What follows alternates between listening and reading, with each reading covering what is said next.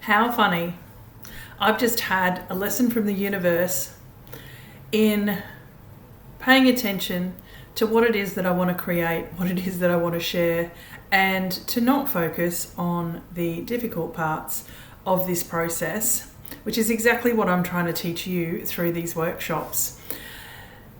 I've been focused on setting up the lead pages, the landing pages, the thank you pages, the email sequence, the website, the web page that you might go to, the Facebook page, the Facebook event page, the Instagram, the LinkedIn, all of those million things that we need to do to connect and get our event out there.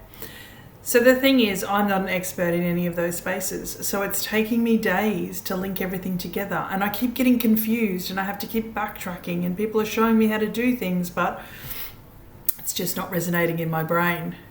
So yesterday I decided that I'd had enough. I'm not going to do the webinar. It's nearly the end of the year. It's time for a holiday. I deserve a break. And I stopped all the ads. I almost deleted the event, but I didn't quite delete the event. But I just turned everything off. I thought I just need to breathe for a second to figure out how to do this. And actually, I'm not going to figure it out. I'm going to just not do it. I'll do it in the new year when I've got some brain space to figure it out. Then this morning, I wake up and I think, why am I throwing the baby out with the bathwater? This is exactly what I'm trying to show you how to do. I have the tools, the templates, the checklists, the process for you to follow. So you don't have to worry about the logistics with your event. They just run themselves. You can focus on program, content, audience delivery. I want that for me. I need to focus on this webinar that I'm creating for you. I need to focus on this amazing experience that I want to create for you. So I've canned all of that work that I was doing before, trying to find the lead pages, email sequences, all of that automation. I've canned it. I've changed the link in this event. It's to a Google form.